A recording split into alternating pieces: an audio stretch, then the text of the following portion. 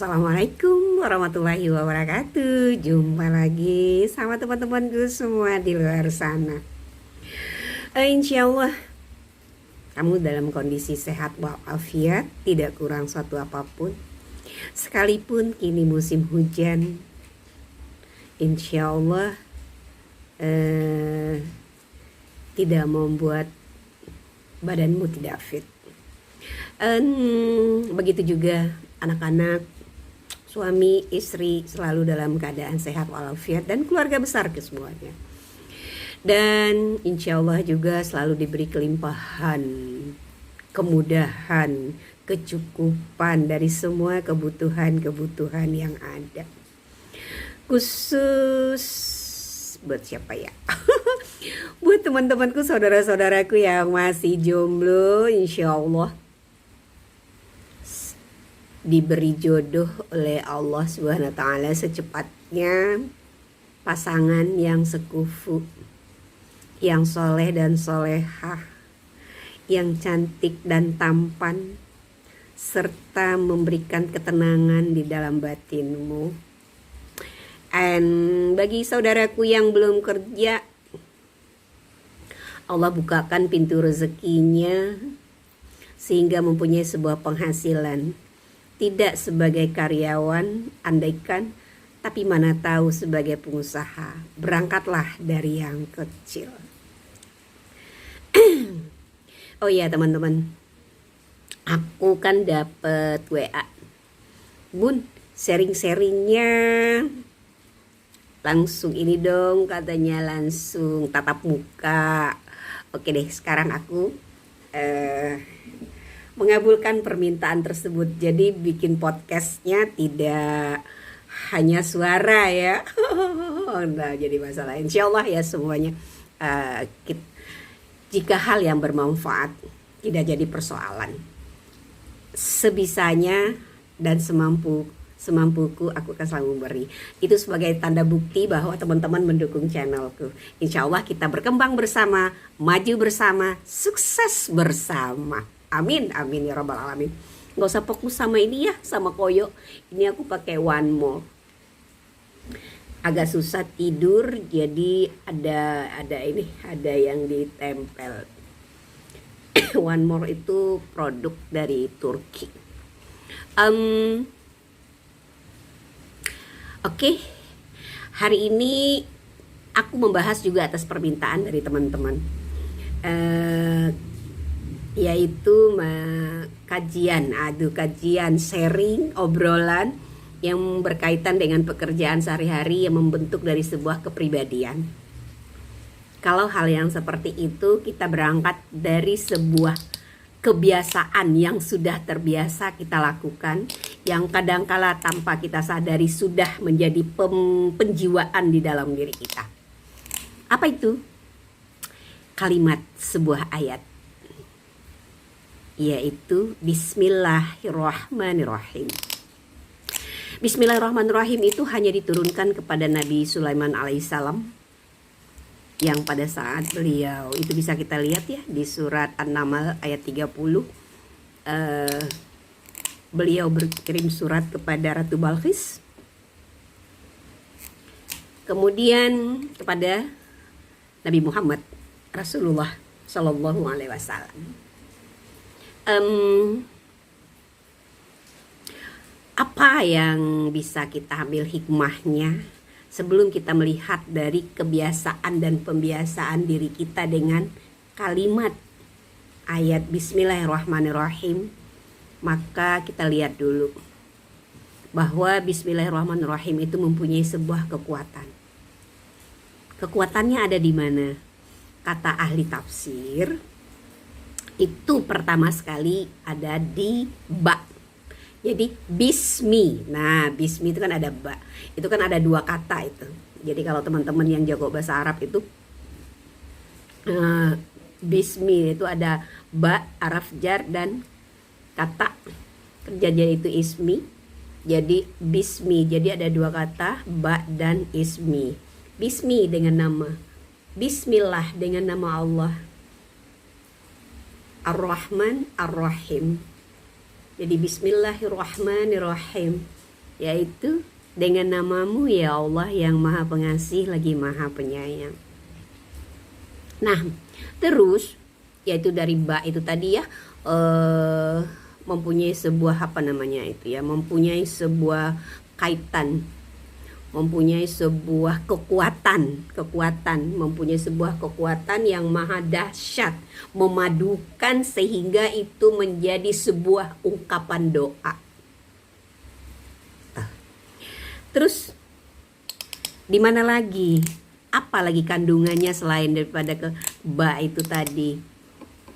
Iseng tangan saya mainin kedengeran ya.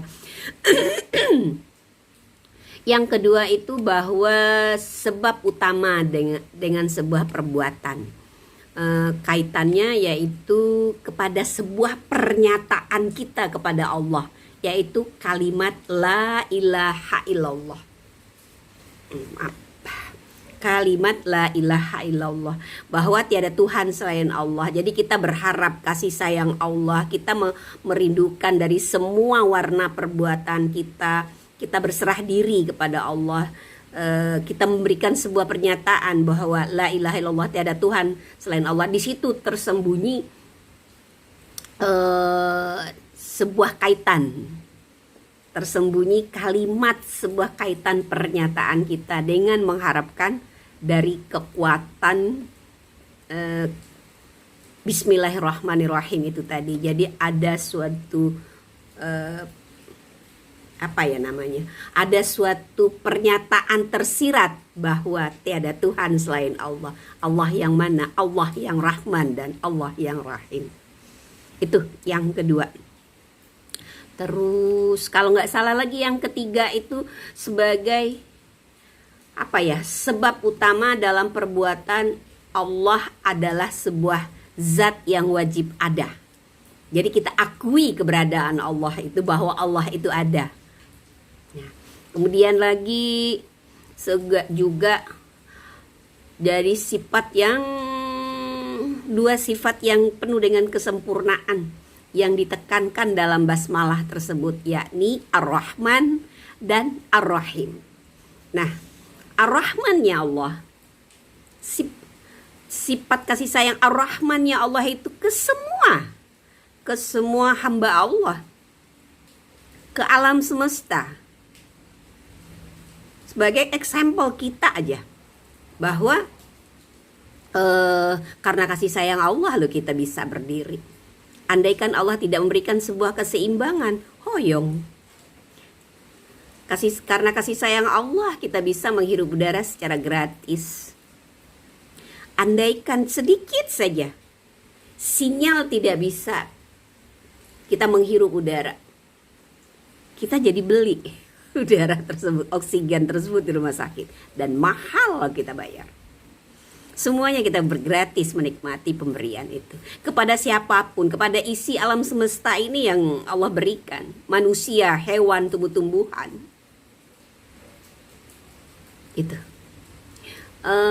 Itu daripada Ar-Rahmannya Allah, curahan yang diberikan oleh Allah Subhanahu wa taala secara aktual, diberikan oleh Allah di dunia ini, di alam semesta ini.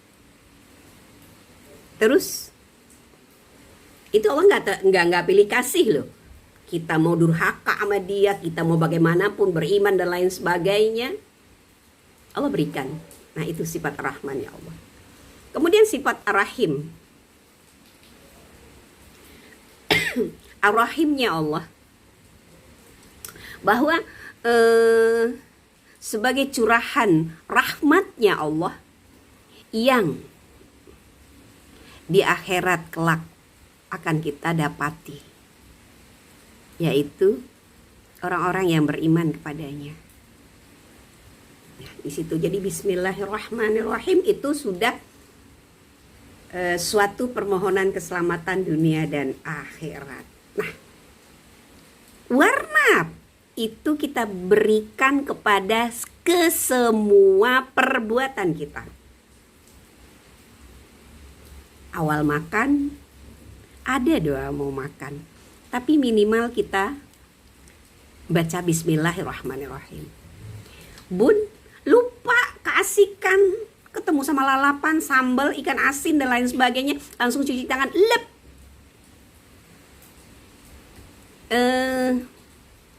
Bisa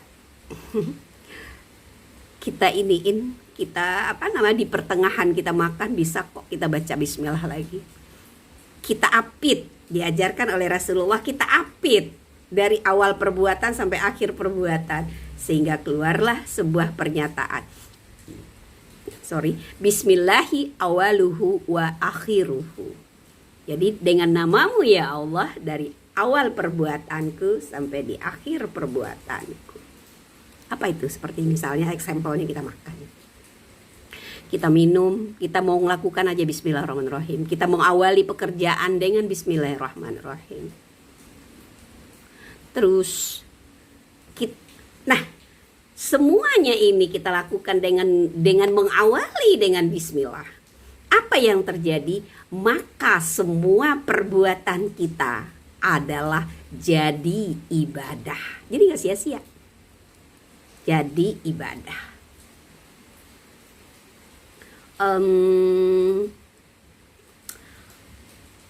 Apapun itu, kita tersenyum sama saudara, jadi ibadah.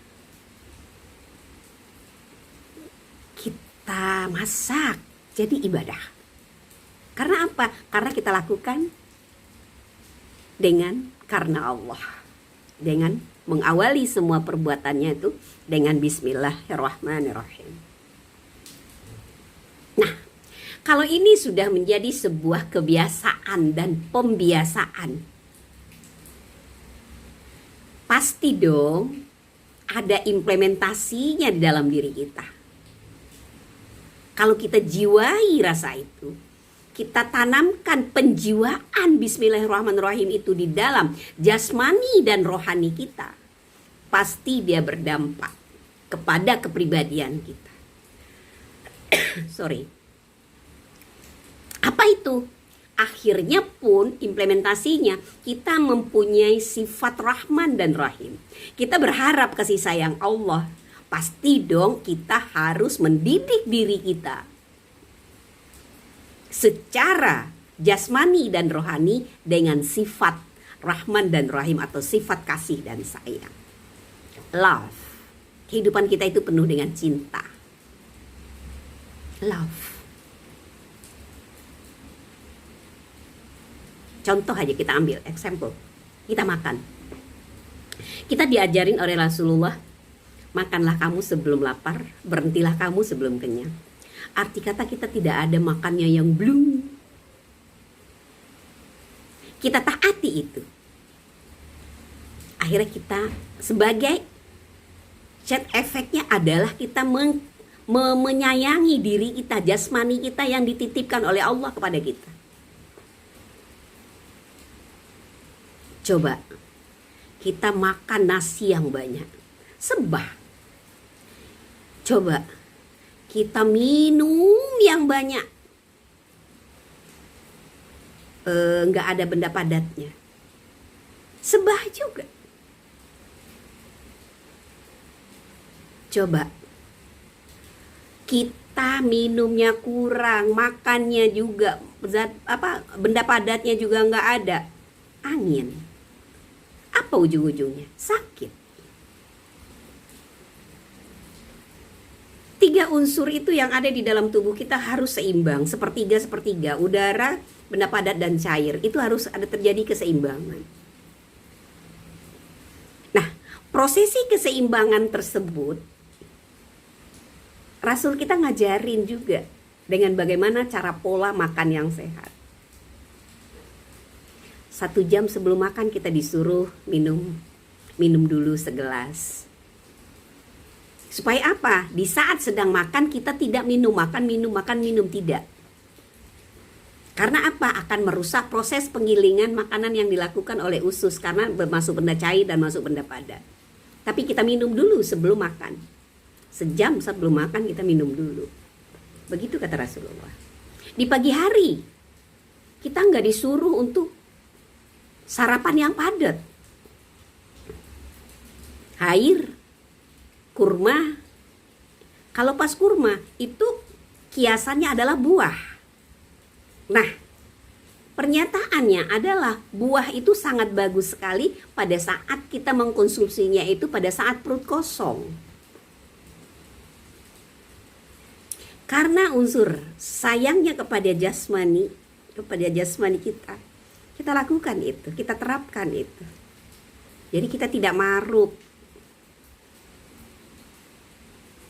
Itu implementasi dari kita membiasakan. Jadi itu example-nya makan dengan pola yang kita diajari.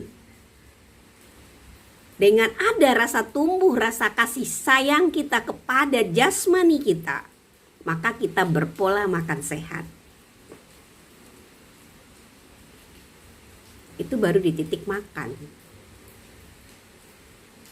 Banyak lagi di lingkungan jadi pekerjaan.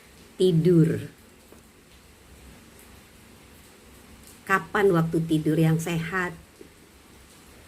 Kita dilarang loh habis subuh tidur. Kita dilarang loh habis asar tidur. Nah, kenapa? Karena kita ditanamkan untuk menyayangi jasmani kita. Menyayangi jasmani kita. Jadi kita berpola hidup sehat. Itu dari kebiasaan kita sehari-hari diatur. Oke. Terus kalau sudah menjadi sebuah pembiasaan bahwa sudah terbiasa dengan mengawali perbuatan itu dengan basmalah dan kita juga mempunyai sebuah sikap yang penuh kasih sayang, itu akan terbentuk dalam kepribadian kita. Kita tidak akan tega punya sifat dengki, iri, suuzon, gak suka gibah. Kenapa? Karena kita merasakan semuanya kita bersaudara dan dengan saudara kita juga menyayangi. Jadi kita gak ada rasa sakit hati. Toh seandainya kita menemui seseorang yang kilaf, dia mengeluarkan kata-kata yang tidak sehat untuk didengar oleh telinga, kita tidak berbalas pantun. Karena sifat dari Rahman dan Rahim, rasa kasih sayang di dalam diri kita, kita tidak akan berbalas pantun. Kalau pada saat itu mungkin pantas diam, maka kita diam. Jika tidak, perlunya kita rangkul. Jadi bukan mengembangkan sebuah kemarahan. Jadi tidak ada berbalas pantun. Ini ada kadang kan banyak ya di luar sana orang jealous, orang iri, orang ini tapi kita tidak terpancing. Kenapa? Kemantepan dari kepribadian kita tadi, emosional kita tidak mengarahkan kepada negative feeling, negative thinking. Tapi apa yang tumbuh? Positive feeling dan positive thinking. Itu.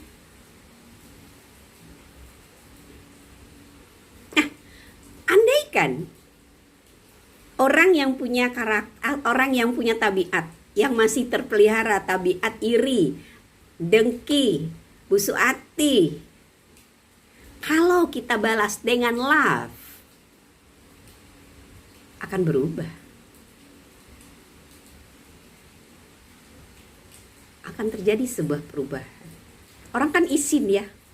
Aduh gak mau gak enak, orangnya baik banget gitu bahasanya. Aduh udah disakitin tapi tersenyum dan memaafkan serta mendoakan gitu.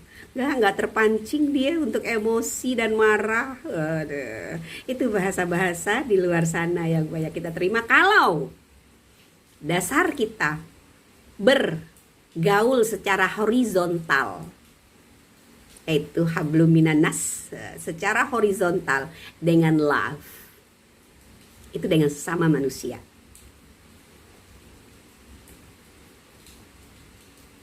Aku suka deh berteman sama si A. Kenapa? Orangnya gampang senyum dan tidak sakit hatian, sederhana. nggak sombong padahal dia orang kaya loh. Iya, seperti itu. Gampang nolong orang. Wah, di situ disenengin. Nah, kenapa tertanam implementasi dari pembiasaan dengan mengawali perbuatan dari bismillah itu menjadi sebuah karakter dalam kepribadian kita, masuk dia untuk beraksen jasmani dan rohani kita. Hati kita itu udah penuh dengan kasih sayang. Jadi nggak masuk untuk itu apa ya? Nggak masuk sifat-sifat negative thinking and feeling, itu nggak masuk. Yang adanya positive feeling, positive thinking. Jadi bergibah itu dia tidak ada. Tapi dia berbagi yang ada. Dia tidak terpancing dengan emosi orang. Bicara tentang masalah emosi. Jadi dengan love, banyak tersenyum, itu kan membuat kita awet muda, membuat kita sehat. Ada teori itu berapa? Tersenyumlah 20 detik sekali senyum. Jadi dihitung tuh. Senyum 1, 2, 3 sampai 20 detik. Dan itu lakukan juga dalam sehari itu berapa kali itu saya lupa. Itu juga akan memberikan kesehatan, pencerahan, hilangin stres dan lain sebagainya. Ada hikmahnya. Nah, sekarang kita kaji. Lawannya love, lawannya bisa tersenyum, emosional, enggak? Marah. Nah, kita bicara tentang masalah marah. Kalau kita orangnya gampang haitun, emosional, negative feeling, negative thinking, ini nih sakit. Tegang, saraf-saraf ini tegang.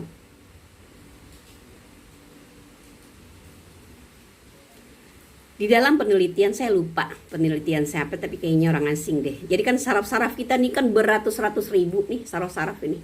Dari saraf yang besar sampai saraf yang halus. Ini kalau kita emosi, marah, gitu. Itu tuh akan tegang. Tegang, saraf halus itu 200 saraf halus yang putus. Coba sayangkan. Apa yang disayangkan? Skincare. Saya. Kenapa? Ya karena modalnya skincare ini di luar. But training itu di sini hard. Hati. Harus hidup. Itu. Percaya deh, teman-teman yang suka memelihara kemarahan, melihara gampang tersinggung, memelihara sakit hati, melihara yang negatif lah, sifatnya kayak gitu, pasti nggak enak. Muka tuh suka, aduh tegang. Dan kita cepat tua, jadi boros wajah kita. Boros wajah, maunya apa? Maunya baby face. Awet muda ya.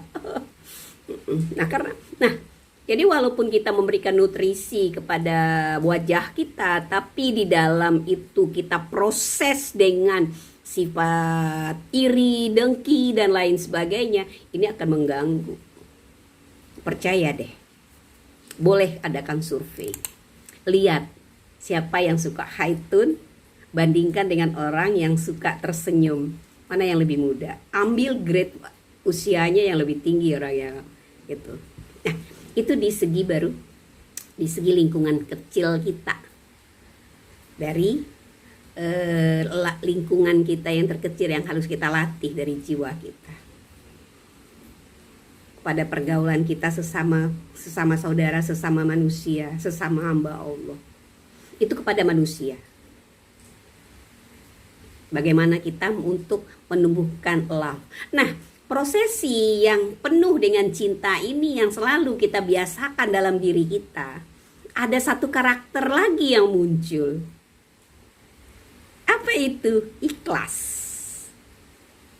Jadi kalau kita mau kita berharap kasih sayangnya Allah, dan kita pasti dong harus mendidik diri kita penuh dengan rasa kasih sayang kepada siapapun. Nah, kalau sudah prosesi penuh dengan kasih sayang kepada siapapun, akhirnya mental kita terdidik menjadi orang yang ikhlas. Kenapa? Nggak gampang tersinggung. Kenapa disakitin orang tersenyum? Akhirnya apa? Ikhlas yang muncul. Kalau ada sesuatu yang tidak enak, astagfirullahaladzim, ya Allah ampuni saudaraku, gitu. Ya Allah tolong beri petunjuk, ya Allah angkat emosinya, ya Allah jangan biarkan dia terus dengan emosinya. Kok orang bisa pemarah, Bu? Iya, bisa. Memang ada unsur pemarah kan. Tapi itu rata-rata dari orang yang egois. Karena dia mengakukan dirinya. Ini gue. Saya. Dia pakai jaket macam-macam. Jaket prestis dia pakai. Nah, kalau kita terbiasa sudah mengkader diri kita dengan sifat Bismillahirrahmanirrahim, kekuatan maha dahsyatnya itu bahwa seperti apa yang saya katakan tadi, ahli tafsir bilang, dengan la ilaha illallah, tiada Tuhan selain Allah, maka semuanya gak ada arti apa-apa. Jabatan amanah. Jadi kalau jabatan amanah, akhirnya kita melakukan pekerjaan itu dengan love.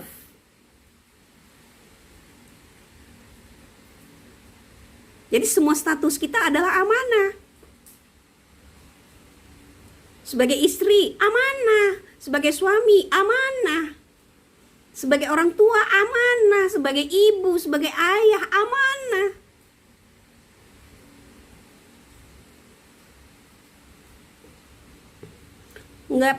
Jadi nggak bisa kita pakai jaket kesombongan dengan apa yang kita sebagai amanah, itu nggak bisa.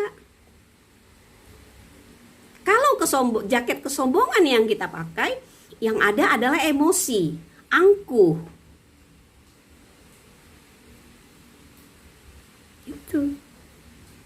Nah, jadi di situ shade efeknya, implementasinya, kita membiasakan diri kita dengan hal yang kecil. Sebuah firman Allah, Bismillahirrahmanirrahim.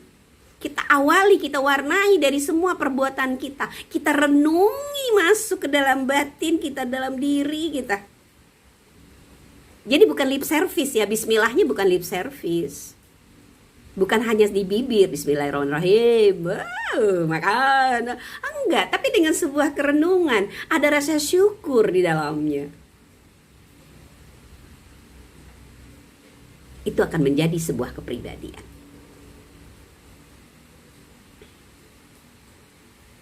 Percaya deh. Jadi ibaratnya kita, efek positifnya itu ibaratnya kita tuh tidak terseret dengan kepribadian orang di luar sana. Kenapa? Karena semua apa yang kita lakukan itu ibadah. Kita tersenyum merupakan ibadah. Kita menolong orang merupakan ibadah. Kita diam dengan emosi orang, itu juga ibadah.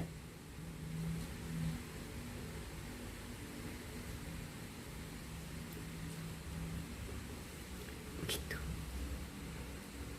Terus apalagi? Kalau sudah semuanya rasa di jiwa kita ini tertanam, rasa kasih dan sayang, itu kedamaian yang ada.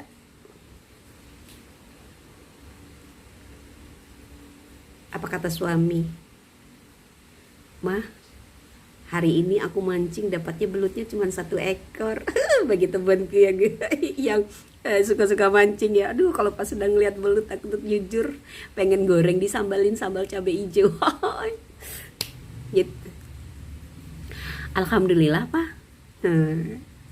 Ntar mau bikinin, kita petik daun singkong di belakang rumah.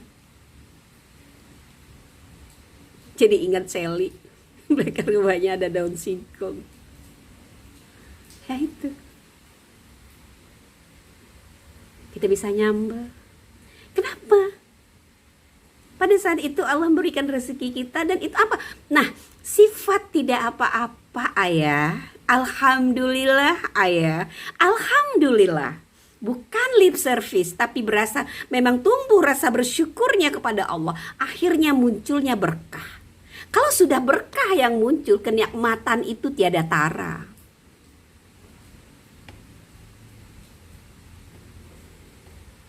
Suami bilang lagi, "Mah, kita cuma punya duit 20.000 nih. Tapi 5.000-nya untuk apa ya? Bisa beli rokok beberapa batang." Iya. 15.000 anak bapak mau makan segala macamnya. Tapi karena kata iya dan ikhlas, Allah memberikan keberkahan dan kecukupan.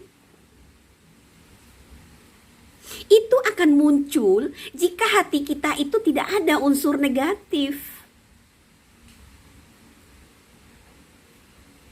Kalau ada unsur negatif, sampai di mana? 15.000 Pak. Kok kamu masih ngutamain rokok? Dia sudah kepepet begini. Begitu yang muncul. Lisan kita. Atau tidak terlisankan, males berantem, tapi di dalam batin.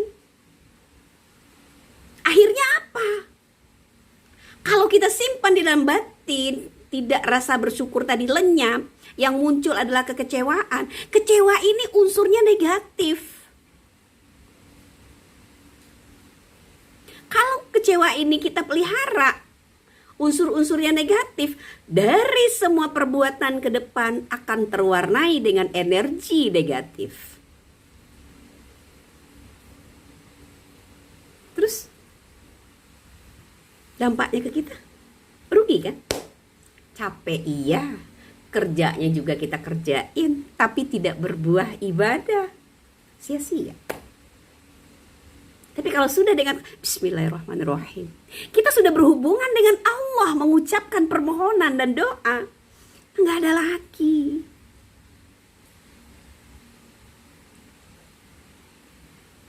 Jadi gitu.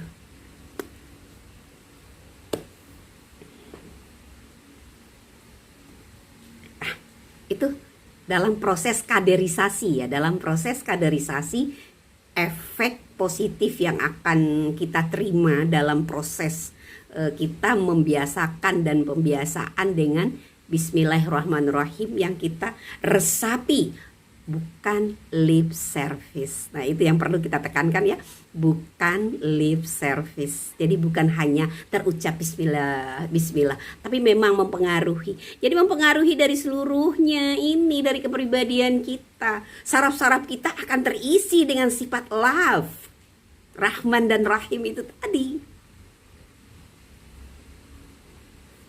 Jadi mandi, sikat gigi, mau makan, mau minum, mau berjalan, semuanya gerakan-gerakan fisik kita, semua dari apa yang akan kita lakukan selalu spontan dengan bismillah. Karena sudah menjadi sebuah karakter, sudah masuk di alam bawah sadar kita. Nah, berbicara tentang masalah alam bawah sadar, di sini nih kekuatannya tuh ada 80%, rasional tuh 12%, di sini 88%. Tapi kalau rasional yang dihidupkan, waduh,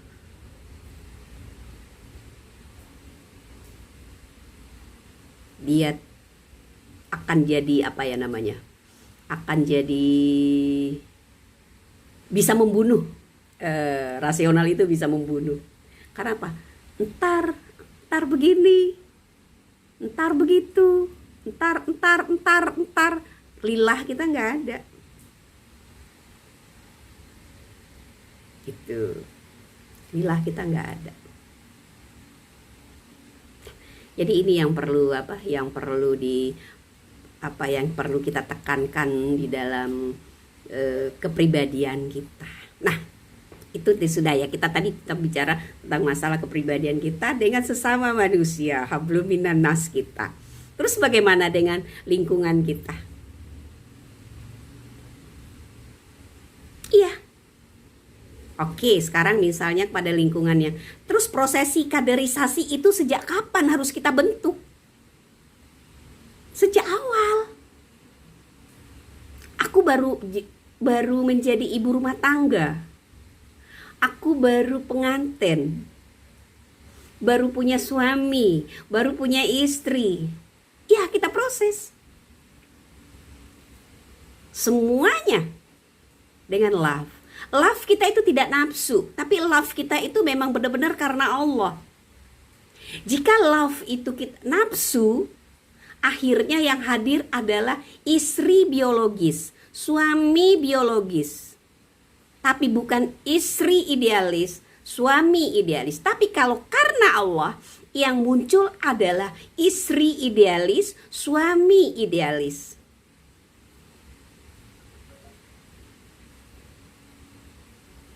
Nah, apa kaitannya?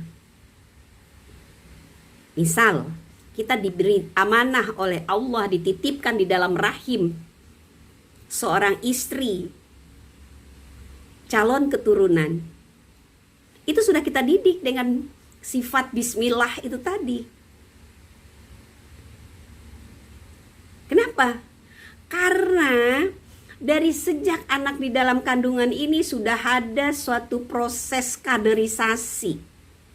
Sudah ada terjadi edukasi. Sudah terjadi transferan kepribadian. Kalau nggak percaya coba ingat-ingat deh nasihat orang tua dulu pada saat teman-teman hamil. Hai Kak Afni, perbanyak baca surat Yusuf, perbanyak baca surat Maryam. Nggak boleh duduk di depan pintu. Jangan ngantongin ini, jangan ngantung itu. Begini banyak sekali pituah-pituah yang dilakukan atau yang disampaikan oleh orang tua kita. Itu proses. Kenapa? Kenapa bahasa itu keluar berupa statement petuah-petuah yang kadangkala kita rasionalkan, apa kita bilang, mustahil, aneh-aneh aja. Tapi jujur, saya sudah meneliti hal tersebut. Tapi jujur, bahwa kepribadian seorang ibu, seorang bapak pada saat anaknya masih di dalam kandungan, itu dia transfer kepada anaknya.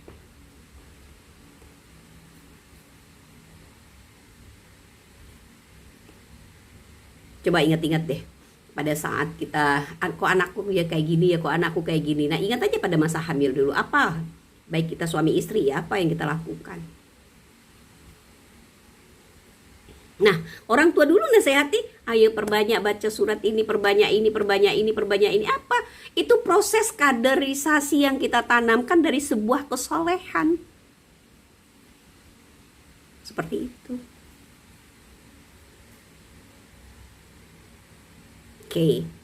Nah, terus kenapa sampai Rasulullah memberikan hadiah sebuah pernyataan sorga di bawah telapak kaki ibu? Karena dari sejak itu tadi. Terus sampai udah lahir, mengasihi. Ketenangan batin seorang ibu di saat dia menyusui anaknya atau masih pada masa menyusui, itu juga mempengaruhi dari kelancaran dan tidak lancarnya ASI.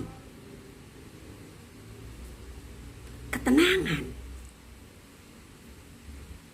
kualitas dari ketenangan. Ya, selain daripada asupan ya, makanan yang bergizi.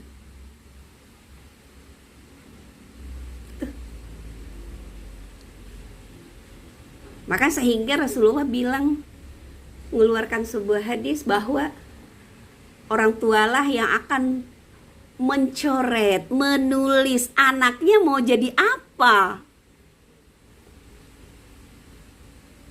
Kita semuanya fitrah, bersih, siapapun dia. bersih.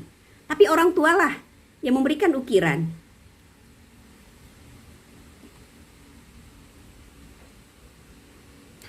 Mau Majusi, mau Yahudi, mau Nasrani, atau menjadi yang Muslim yang hakiki, yang kafah. Muslim, tapi Muslim tidak kafah, ya kita.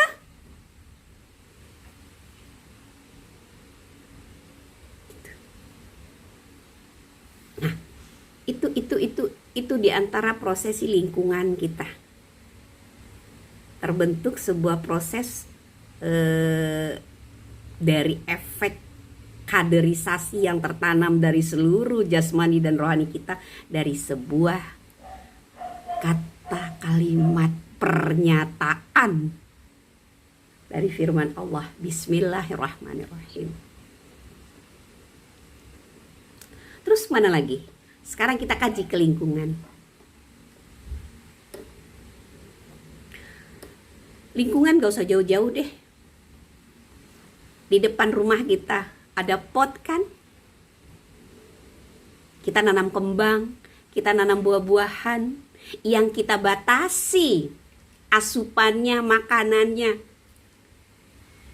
dengan sebuah pot.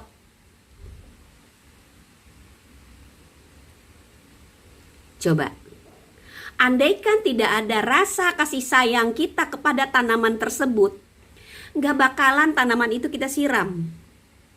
Gak bakalan tanaman itu kita pupuk. Gak bakalan tanaman itu kita kasih nutrisi. Karena apa? Lupa. Love ini tidak ada. Akhirnya yang ada hanyalah lupa. Zolim. Kenapa? Karena kita sudah memperkosa dia dengan memberikan dia kehidupan yang hanya seonggok tanah.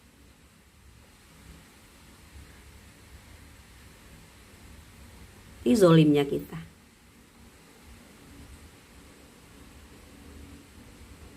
Coba deh, cepat mati dia. Oke, itu. Jadi kita melakukannya dengan kasih sayang. Tumbuh-tumbuhan itu berzikir loh, long time. Kepada hewan. Hewan itu perlakuan kita, bagaimana perlakuan kita, dan akan berbalas pantun sama kita. Dari hewan yang jinak, hewan peliharaan jinak, sampai ke hewan buas. Kalau kita datang dengan cinta yang all out ya.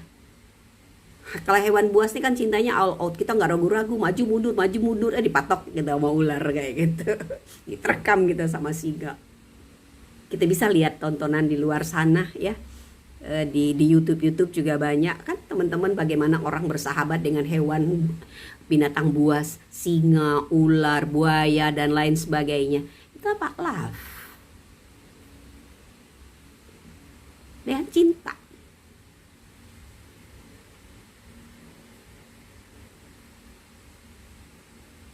Itu. Jadi kita yang memulai untuk diri kita, kita yang memberikan sesuatu pada diri kita, kita yang mendidik dan mengkader diri kita, implementasinya kepada sebuah karakter kita, kepada lingkungan kita, kepada sesama manusia, kepada tumbuhan, kepada hewan dan lain sebagainya. Pelatihan-pelatihan yang demikian, Allah memberikan rambu-rambu juga kepada kita. Yang disampaikan prosesi didikan. Didikan itu diberikan oleh Rasulullah kepada kita. Yaitulah muncul doa-doa. Doa-doa mau masuk kamar mandi, doa mau makan, doa mau minum, doa A, doa B, sampai dari seluruh lingkaran perbuatan itu semuanya ada doa. Kenapa? Karena ada proses itu tadi. Andaikan tidak bisa, ya itu tadi, minimal, itu bahasa minimal. Proses kaderisasi yang sangat maha dahsyat itu tadi, minimal Bismillahirrahmanirrahim.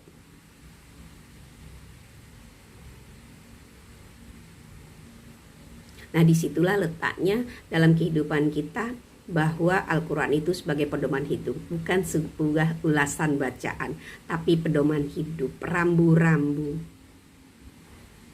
pedoman hidup bagi kita. Jadi di situ ada ilmu hukum, ilmu aljabar, ilmu antariksa, ilmu fisika, ilmu hayat, ilmu pergaulan, sosiologi, dan lain sebagainya. Matematika ada, iya, seperti kewarisan, itu semuanya dikaji. Jadi pedoman hidup kita.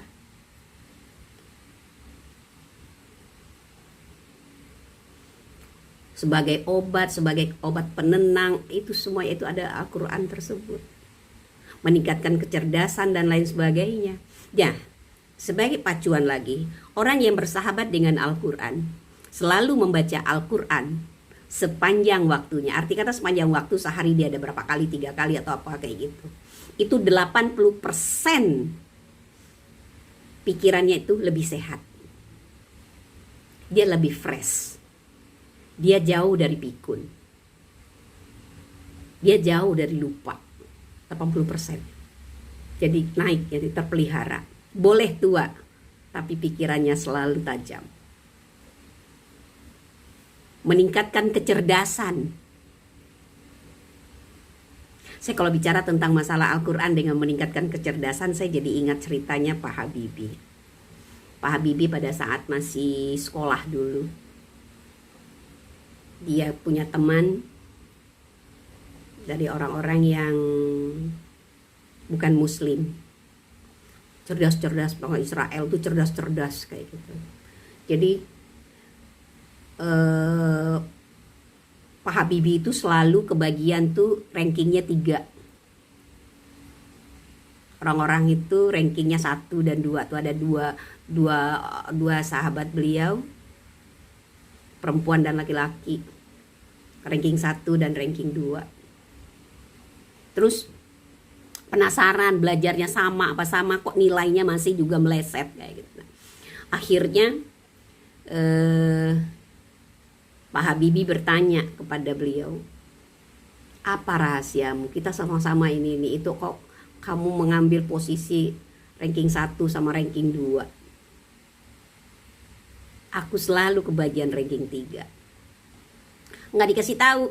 Lama-lama bujuk dikasih tahu. Terus apa jawabannya?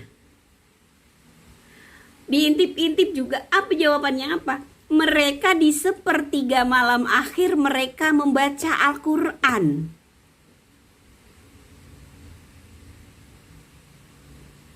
Tertamparlah Pak Habibie. Aduh, aku yang punya kitab, aku abaikan. Udah, akhirnya cara mereka ditotalin, all out Pak Habibie. Biar baca Al-Quran di sepertiga malam. Apa yang terjadi? Semester selanjutnya Pak Habibie yang ranking 1. Nyesel aku ngasih tahu rahasianya. Nah, itu. Jadi fresh otak kita. Seperti itu.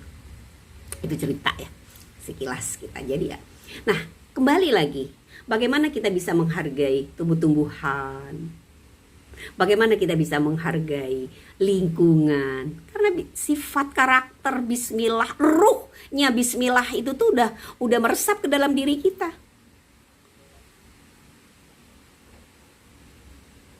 Itu masuk,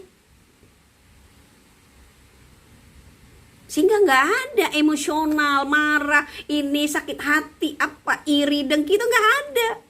Karena apa? Karena kekuatan kita itu adalah lillah, karena Allah.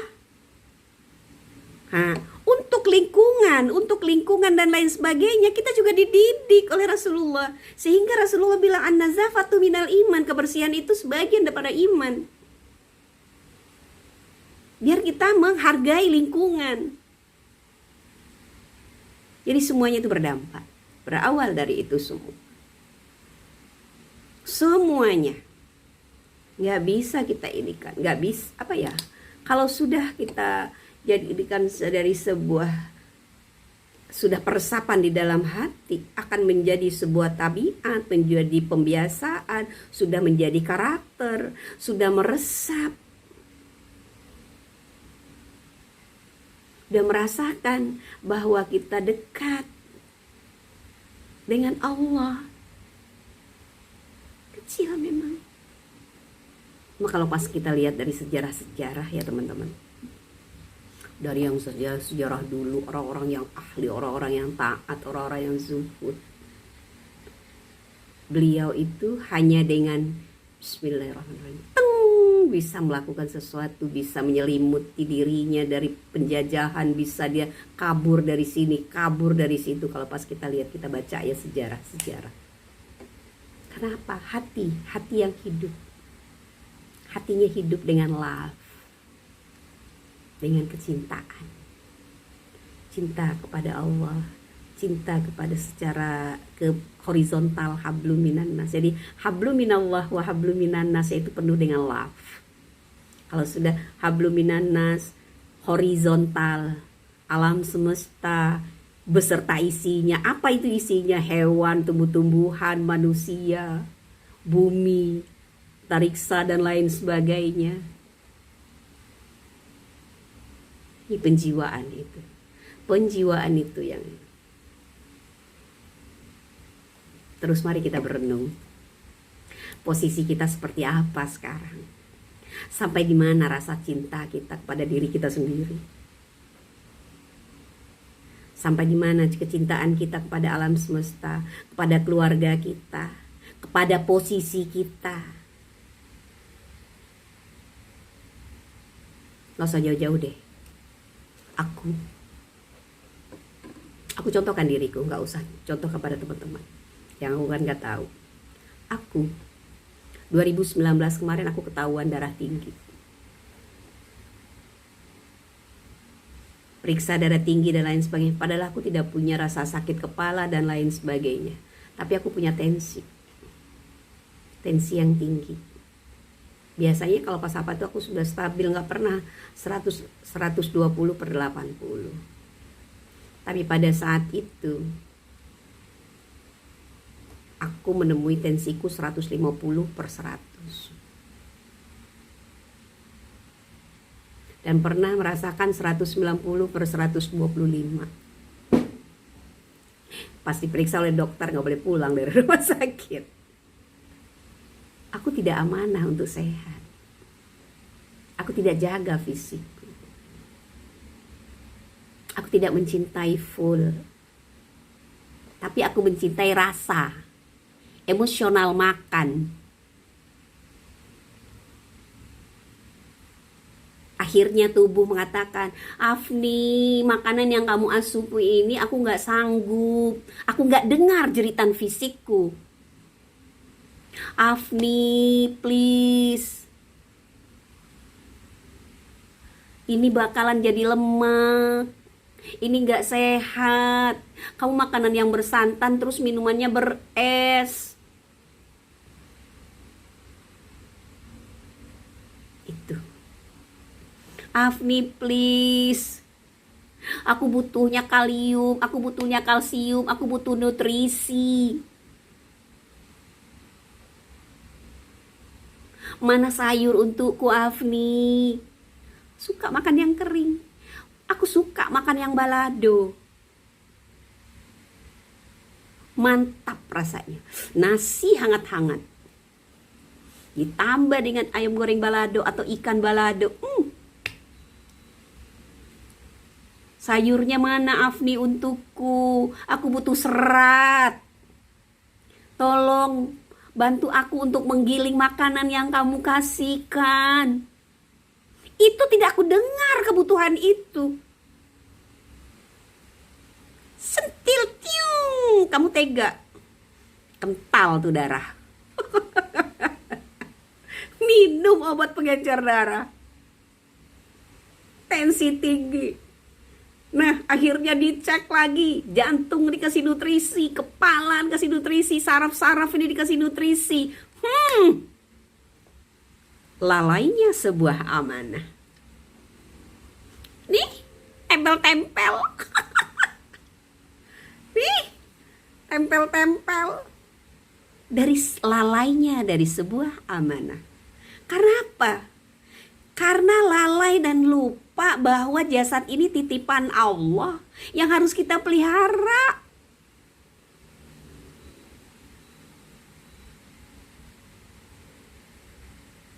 Itu.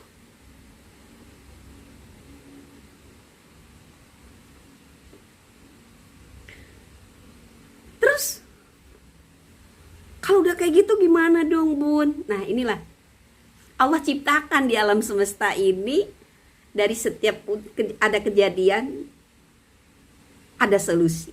Ada kejadian ada solusi. Coba teman-teman suka jengkol misalnya. Kebanyakan karena hobi jengkol, akhirnya apa ya nama kata orang ya, kejengkolan. Obatnya mana? Dari kulit jengkol. Jadi semuanya Allah kasih.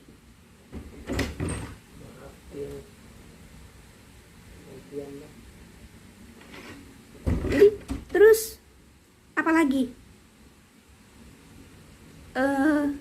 Jambu biji, perawas. Buahnya, kandungan seratnya untuk melunakkan kebutuhan dari tubuh kita. Kalau daunnya, pucuknya, kalau kita diare, pucuknya. Contoh lagi, buah salak. Salak kalau untuk dijadiin obat diare, kulit arinya kita kupas dan makannya yang sepet. Tapi kalau dijadiin sebagai kebutuhan buah-buahan, kulit arinya jangan tetap kita makan. Gitu.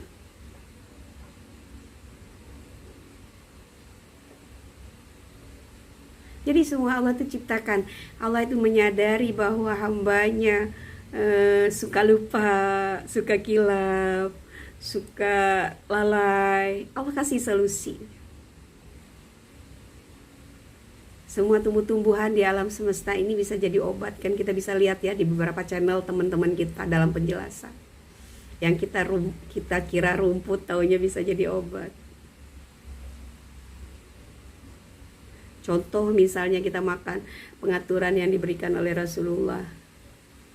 Makan buah-buahan pada saat perut kosong. Sementara kita menjadi sebuah tradisi, buah-buahan itu sebagai cuci mulut. Dan itu tidak sehat untuk usus kita. Nah, ini yang yang perlu kita pelajari, yang perlu kita resapi, yang perlu kita renungi. Seperti apa sih aku sudah amanah kepada diriku, amanah kepada keluargaku. Sifat bismillah itu tadi sampai di mana aku mengawali perbuatanku dengan bismillah. Tapi aku sudah punya sifat rasa kasih sayang atau tidak? Ini sebuah renungan buat kita. Sebuah renungan buat kita untuk introspeksi. Kenapa? Tidak ada kata terlambat. Karena Allah sudah menitipkan sebuah kata untuk obat dari keterlambatan dan keterlupaan. Apa itu? Astagfirullah. Istighfar. Jadi istighfar itu hadir sebagai penghapus, introspeksi dengan sebuah penyesalan. Jadi ada rasa penyesalan, aku bersalah ya Allah. Istighfar. Aku bersalah ya Rabb, aku lupa. Istighfar. Aku lalai ya Allah. Istighfar. Akhirnya muncul sebuah kesadaran, terjadi sebuah proses dalam diri kita. Apa itu? Sebuah kemenangan. Karena apa? Karena amanah. Amanah muncul dari mana? Karena sifat dari kasih sayang yang tertanam di dalam diri kita. Terus bagaimana? Akhirnya menjadi sebuah prosesi kemenangan kita. Muncul sudah rasa kasih sayang, ada keikhlasan. Dari keikhlasan berbuah pada ketakwaan. Akhirnya berprestasi perbuatan jadinya ihsan. Kalau udah ihsan akhirnya takwa kan, Nah, apa? Kedekatan hati kita hanya ada bahwa menyadari dunia ini hanyalah hidupnya sementara, perhiasan, singgah, karena kehidupan yang abadi ada, yang kita yakini, yaitu tadi, seperti itu. Udah lama ya kita ngobrol jadinya, nggak disadari, aku nggak bisa lihat lagi nih udah berapa menit kita, barangkali 1 jaman kali ya. Nah itu tadi, semoga obrolan ini bermanfaat, dan bagi teman yang udah mau WA aku, sharing-sharing sama aku via WA, ini sekarang aku udah bikin channelnya, mudah-mudahan ini bermanfaat buat kita, bermanfaat buat diriku, bermanfaat buatmu. Dan jangan lupa ya subscribe ya.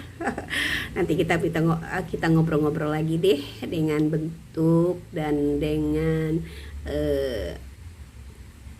sharing-sharing yang berbeda. Oke, makasih teman-teman semuanya. Insya Allah dirimu selalu dalam lindungan Allah Subhanahu wa Ta'ala, keluargamu juga selalu diwarnai dengan kebahagiaan, ketentraman, ketenangan, kemurahan rezeki, kelapangan, dan semua persoalan terurai dengan indah dan tidak ada pernah menjadi sebuah problem, karena kamu selalu dilindungi oleh Allah Subhanahu wa Ta'ala.